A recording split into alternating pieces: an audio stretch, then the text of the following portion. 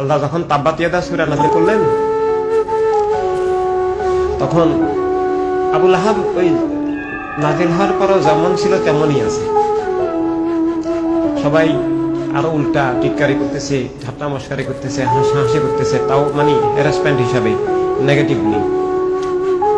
যে ওরা তো আল্লাহ নবী আর আল্লাহ রাসূল, আল্লাহ হাবিব বলে না, প্রেনবী বলে না, প্রেনবীও বলে না, ওরা তো জাহেরি নাম দিয়ে, জাহেরি নাম না হাকিকতের নাম, কিন্তু ওরা তো আর ইমান হিসাবে সেই নাম মোবারক নেয় না। বলতেছে যে এটা নাকি আল্লাহ বলছেন তাব্বাত ইয়াদা, আল্লাহ বলেছেন তাব্বা ধ্বংস হয়ে যাবা। তো কই, ওর তো কিছু হইতেছে না। আল্লাহ বললে তো কোন ফায়া কোন 1 সেকেন্ডে হয়ে যাবে, সেকেন্ডও লাগবে না। এভাবে তাব্বাত ইয়াদা নাজিল হওয়ার, আর আসলে আল্লাহ যখন বলছেন তখনই হয়ে গেছে। কারণ ইমান নষ্ট হয়ে যাবা বা ইমান পাবা রুদ্ধ হয়ে যাবা, এটাই তো শেষ হয়ে যাবা। এটা মানে মানুষে মনে করে যে অসুখ বিসুখ হলেই ধ্বংস হলো না। অসুখ বিসুখ অলিদের হইতে পারে, জাহারি ভাবে নবীদেরও হইতে পারে, সেটা মানুষের মতো নয়, পুণ্য মানুষদের মতো নয়। সাহাবায়ে কেরামও বিভিন্ন প্লেগ, বিভিন্ন মহামারীতে শাহাদাত বরণ করেছেন। এটা আল্লাহর ওলিদেরও সেটা অ্যাক্সিডেন্ট হইতে পারে, শহীদ হইতে পারেন, অনেক কিছু হইতে পারেন। ইসুফ আলাইহিস সালামকে জেলে রেখেছিল বছরের পর বছর। এদিকে আহমদ সেরেন্দি রহমতুল্লাহ আলাইহিকে জেলে নিয়ে গেছিল, আমাদের ইমাম আজম আবু হানিফা রহমতুল্লাহ আলাইহিকে জেলে নিয়ে গেছে, হত্যা করে ফেলছে। ইমাম ইবনে হাম্মাদ রহমতুল্লাহ আলাইহি, ইমাম মালিক রহমতুল্লাহ আলাইহি, এবং আরো অনেককে কারবালার ময়দানে কি করলো। এভাবে জাহারি ভাবে পৃথিবীতে অনেক কিছু ঘটতে পারে। তো এভাবে মানে মানুষ মনে করে যে কারো অ্যাক্সিডেন্ট হলো, কারো অসুখ বিসুখ হলো, এই কারো বিপদ আপদ হলো, ঘর বাড়ি ধ্বংস হয়ে গেল, জায়গা জমি নষ্ট হয়ে গেল, গরিব হয়ে গেল, এগুলো বুঝি গজব না। একেবারেই না। সব মানুষ অপমান করলো, মানে একেবারে উল্লঙ্ঘ করে গলায় জুতা দিয়ে রাস্তায় ঘুরে এলো না। আমাদের ইমামদেরকে ইচ্ছে বেশি অপমান করছে, আমাদের অলিদেরকে ইচ্ছে বেশি অপমান করছে, আহলে বায়াত রাদিয়াল্লাহু তাআলাকে অনেক অপমান করছে, আমাদের মাদেরকে সীমাহীন অপমান করছে। বলতো দেখো মুহাম্মদের পরিবার আজকে কি লাঞ্ছিত।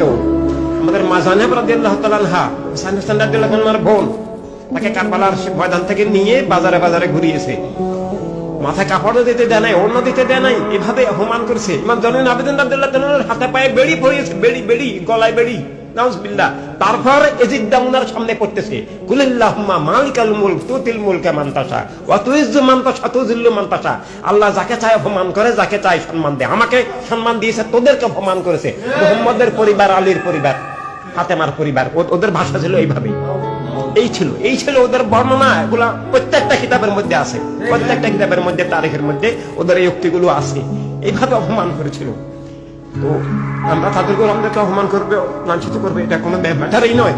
তাদের ভিন্ন মাত্রা অপমানের সামনে আমাদের সমুদ্র পরিমাণ অপমান নাথিং, কিছুই না। তাদের পবিত্র কদমে একটা কাটা ফুটাও আমাদের মাথা হয়ে যাওয়াচ্ছ, অনেক ভয়ঙ্কর আমাদের কাছে। এভাবে অনেক কষ্টের বিনিময়ে এই মানে কলেমা, এই দিন, এই খেলাফত হকের ধারা, এই আজমের দাবাকে বাঁচিয়ে রাখার জন্যই সবাই এই ত্যাগ, এই কষ্ট, এই অবমাননা, এই লাঞ্ছনা সহ্য করেছেন। আর সেটাই দুনিয়ার জীবনে আল্লাহ হাবিবের প্রেম, এবং তারা সেটা জেনে শুনে করেছেন। তারা জানতেন এই পরিণতি হবে, আব্দুল্লাহ ইবনে জুবাইর রাদিয়াল্লাহু তাআলা আনহু,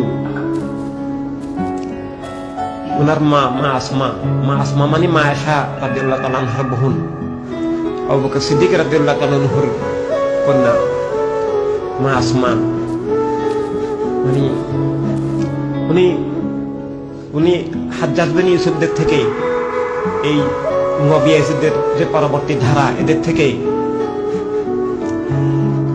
কিবলা ভূমিকে, হিজাজকে, আল আরবকে, মুসলিম জাহান যতটুকু ছিল এবং ইসলামকে, মুসলিম মিল্লাতকে উদ্ধার করার জন্য চেষ্টা করেছিলেন।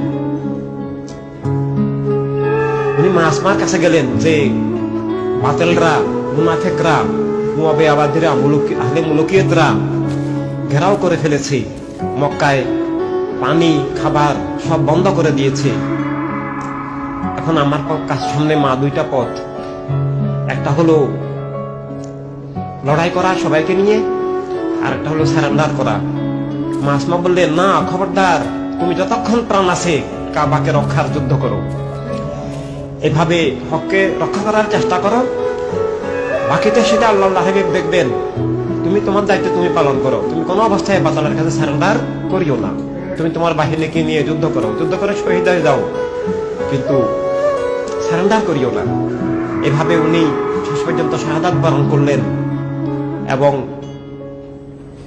উনার দেহ মোবারককে উলঙ্গ করে টাঙ্গিয়ে রেখেছিল, বিরাট নির্মাণ করে ঝুলিয়ে রেখেছে মক্কার মধ্যে, যে দেখো আমার বিরোধিতা করলে, মুলুকিয়তের বিরোধিতা করলে, মুআবিয়াদের এবং তৎকালীন যারা ছিল হাজ্জাজ বিন ইউসুফদের বিরোধিতা করলে এই পরিণতি হবে। আর এই আব্দুল্লাহ ইবনে জুবাইর রাদিয়াল্লাহু তাআলা মদিনা হিজরতের পর প্রথম শিশু, তার জন্মের পর প্রথম খাবার নবী তাকে তা দান করেন। উনাদেরকে এইভাবে অত্যাচার অপমান করেছে, বিবস্ত্র করে 3 দিন ধরে টাঙিয়ে রেখেছে।